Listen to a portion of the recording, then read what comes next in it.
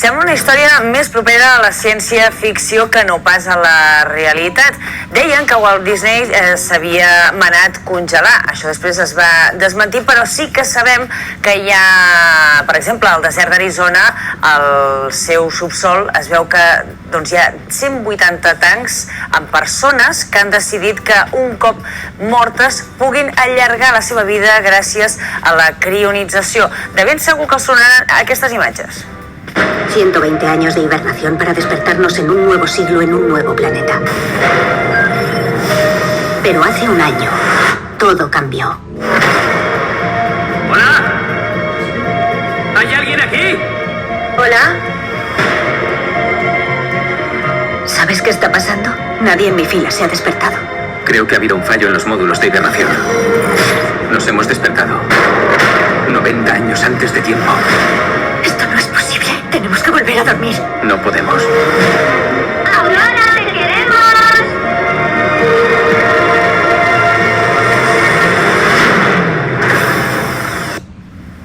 La nau Avalon portava persones criopreservades en un viatge que havia de durar 120 anys. Es desperten aquests dos personatges per error. Un desperta a l'altre abans de l'arribada, però sembla que estan condemnats a morir en aquesta nau. Però bé, com dèiem, és un concepte que hem sentit moltes vegades, això de preservar el cos a baixa temperatura perquè un dia la ciència pugui despertar aquests cossos i, per què no, solucionar aquell problema de salut que tenien. Nosaltres avui donem la benvinguda a un andorrà que vol seguir aquest camí. Josep Guirao, molt bona tarda. Hola, què tal? Bé, d'on surt aquest interès? Bueno, inicialment vaig assistir a una conferència de biostasis que va tenir lloc a Zurich i em va semblar molt interessant poder fer una suspensió en el cas de que hi hagués una mort prematura, no? No és que tingui ganes de morir demà, i que es pogués fer una pausa temporal per poder ser despertat una mica més endavant. Però hem de pensar una pausa temporal en què hi ha unes vitals que segueixen vives, podríem dir.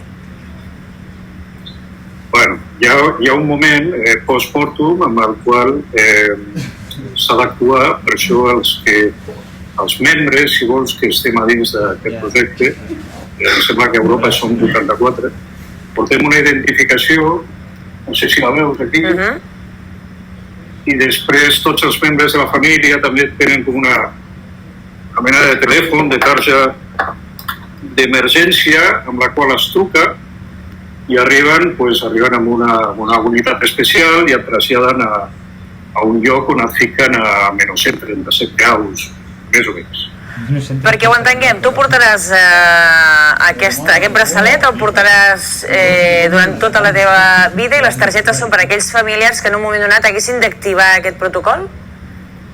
Sí, hi ha un protocol especial per evitar que pugui haver-hi una autòpsia, que pugui haver-hi un intent de congelació, el cost de mantenir a 5 graus. Jo, de fet, no és que estigui pensant que d'aquí uns 2.000 anys em puguin tornar a despertar. Seria una putada per molts que jo conec, El que sí és ben cert és que si es pogués conservar el que és la part cerebral, el que és la part de la personalitat, de la identitat, del coneixement, i després es pogués injectar, per exemple, dins d'un ordenador, doncs això seria fantàstic. Podria viure, si vols, en una realitat virtual. O sigui, podrem dir que el Josep passaria a ser un aparell tecnològic amb el cervell que tenia en el seu estat humà. Bueno, tu fixa't que nosaltres dins del cervell el que tenim són unes electromagnètiques i el rest del cos és biològic. El que realment acaba morint és el nostre cos, que és biològic, no? Si poguéssim extreure el coneixement, la personalitat i la persona, podríem viure a dins d'un ordenador amb una realitat virtual. Bueno, hi ha moltes teories que diuen que això on estem visquent avui en dia ja és una realitat virtual. I què passaria, Josep, si en aquest intent de despertar resulta que, per dir-ho d'alguna manera, si ho podem dir així, acabes de morir? Bueno, l'operació, el contracte que tu fas amb aquesta companyia, no?, que es diu Tomorrow, que és una companyia alemana, ells només poden intervenir en el moment de que tu ja estàs mort. Si no estàs mort, no poden intervenir. Però clar, en el moment en què tu ja estàs, diguéssim, criopreservat, en el moment en què et volen revitalitzar, podríem dir-ho així, si falla aquest procés, què passa? Pues estaries igual que a l'inici del projecte, és a dir, estaries igual de mort que el primer dia que et venen a buscar. Després podríem dir que t'enterrarien. No, en el meu cas no és factible perquè si el cos, de fet, tu fas una donació del cos. O sigui, legalment tu estàs fent una donació a la ciència del teu cos perquè puguin experimentar. És a dir, que el teu cos, a dins del testament, tu el cedeixes. Això és un procés individual que pot costar uns 200.000 euros. Fins ara era molt car. El que s'ha trobat una manera de fer-ho és que et fan una pòlissa d'assegurança i amb uns paràmetres, si et passa alguna cosa dins d'un temps, doncs hi ha aquesta intervenció i aquesta conservació del teu cos durant un temps. Clar, però entenem que dones el teu cos a la ciència pagant. Quina és la contraprestació? Si funciona, funciona. O sigui, de fet, molts dels 84 que estem aquí a Europa, nosaltres pensem que la història funciona. I hem que la història funciona perquè els que estem a dins del món aquest de la tecnologia pensem que de fet no és que hi hagi un futur ni hi hagi un present, sinó que el futur i el present funcionen simultàniament i que potser molts dels que ja estem aquí, que estem a dins del projecte, sabem que funciona perquè ja venim del projecte. És a dir, sabem que serem tutelats i sabem que tornarem. Esteu convençuts o us han convençut? Perquè, clar, a mi quan em plantegen que hi ha aquesta opció, hi ha alguna cosa que a mi m'ha de cridar l'atenció per dir, doncs, m'hi apunto, perquè a més pagaré. Sí, de fet el que acaba pagant és la companyia d'assegurances. És a dir, si jo mirés el meu contracte, ara no me'n recordo, però jo, per exemple, em tindria que morir abans dels 74 anys, per dir alguna cosa, no? Si em moro després, l'assegurança no cobreix, és a dir, que tens allà com una situació una mica curiosa, no? L'assegurança cobreix, és a dir, tu l'únic que fas és pagar la quota de l'assegurança mensualment i si et passa alguna cosa dins dels paràmetres, és a dir, si no és un accident perquè fas pel·lícules o fas esports de risc o ets policia o alguna cosa que pugui presentar un risc, tens una mort accidental que no està relacionada amb uns paràmetres que tu has agafat un risc, l'assegurança cobreix. I cobreixen per això, que et vinguin a buscar, amb helicòpter o el que sigui, que et portin a una sala especial i que et preservin. Hi ha gent que vol que el conservin al cos perquè s'imaginen que potser d'aquí 700 anys tornaran a la vida amb el seu cos i hi ha d'altres que prefereixen que només conservin el cap. En el teu cas? En el teu cas, què t'agradaria o què has determinat que et conservin?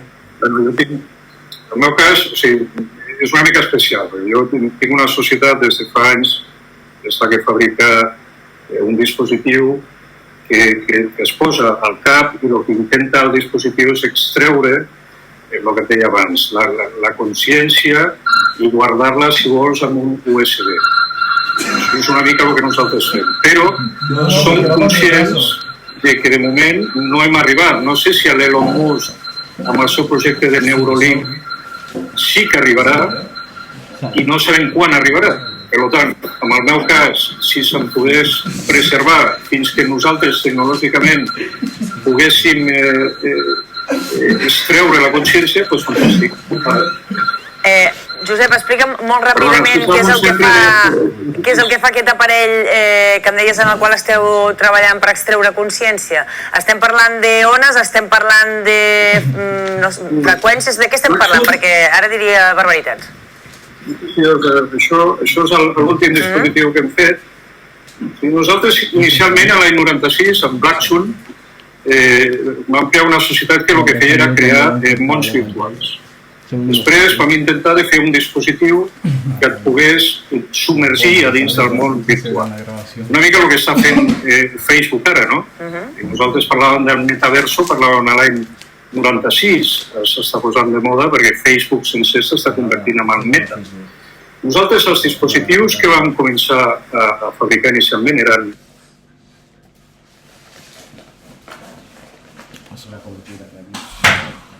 Vamos a hacerlo. No, esto está grabado. dos, si vols, per jugar, i després vam constituir una societat a Nova York que es diu Blacksoul Transcranial Video Stimulation, que és un casco que el que fa és una aplicació mèdica, no? Més que lúdica. Però tenim les nostres limitacions. Nosaltres no hem accedit mai directament amb implants al cervell. En canvi, a l'Elon Musk sí, a l'Elon Musk el seu projecte és d'implantació dins el cervell. En el qual jo crec que tothom va el mateix, extreure del cervell, no? Tenim un gran repte, eh? Escolta, tu com a director de cinema, com t'imagines que podria ser aquest futur en el que el teu cervell fos despertat? Espero que sigui una mica millor que el d'ara i que les patents, per exemple, dels medicaments no estiguin en mans de les multinacionals, sinó que estiguin alliberades i així potser les coses aniran una mica millor. Tots aquests catxarros que tinc aquí darrere són restaurants, o sigui, hi ha 42 restaurants que tenen unes 12 persones treballant, virtuals, que ja existeixen i que ja estan implantats en un món virtual, de Facebook concretament, no? Es diu Horizons. O sigui, en aquest cas no necessiten ni cambrers físics, no es posen ni malalts ni els han de confinar, en aquest cas, en la situació que estem ara. De moment no, encara que seria molt fàcil d'injectar un virus a dins de cada un dels mons i després crear un antivirus per intentar facturar una mica, però bueno, en principi no ho farem. Escolta, en una entrevista que et van fer en l'edició digital a l'Altaveu, parlaves de la superabundància sostenible. Explica'ns en què consisteix, en què és aquest concepte. Pensem que la humanitat en el fons tampoc és tan tonta i que arribarà un moment que arribaran a un equilibri i el que estem passant ara és una mica d'això, una evolució cap a un sistema molt més sostenible i molt més estable. I esperem doncs, que aquest món en el que t'has de despertar estigui ja arreglat en aquest sentit, no? Esperem que la gent sigui més feliç del que està. Permet-me, Josep, que et pregunti si també estàs ficat ara mateix en el món del cinema. Si jo estic ara en el món del cinema. Bueno, l'última pel·li que vaig fer l'any 96, la de No pronunciaràs el nombre de Dios en vano, va cabrejar tanta gent que ara, quan truco als cas productors, em diuen Josep, t'envio als diners, però perquè no facis res. Doncs els gasto en tecnologia. I t'has plantejat de fer una pel·lícula entorn a la criopreservació? O explicar la teva pròpia història? No, nosaltres vam començar, després d'allò, vam començar a digitalitzar les sales de cinema. Jo vaig ser el president de Sony 4K per Espanya. Vam implantar sistemes de 3D com el Real D, que és una que avui en dia coneixeu, que s'utilitza per veure 3D a pel·lícules com Avatar, no? En aquella època. I una vegada ja estava tot digitalitzat, vam començar a buscar alguna més. Implants, cascos, una tecnologia que poguessis portar, no? El que nosaltres diem més llevadera tecnològicament. La puguis ficar com una gorra i puguis fer d'altres coses, cascos i ulleres... Escolta'm, Josep, com que tens una ment molt inquieta, que algun dia te la congelaran, però mentre no te la congelin, ves-nos informant del que vas fent. Sí, vale. Algo farem. De totes maneres, ja, bueno, Andorra sempre està a prop. I tant que sí, doncs el dia que pugis ens fas una visita. Josep Guirao, moltes gràcies per haver entrat avui al programa i explicar-nos aquest repte que t'has proposat. Molt bé, gràcies.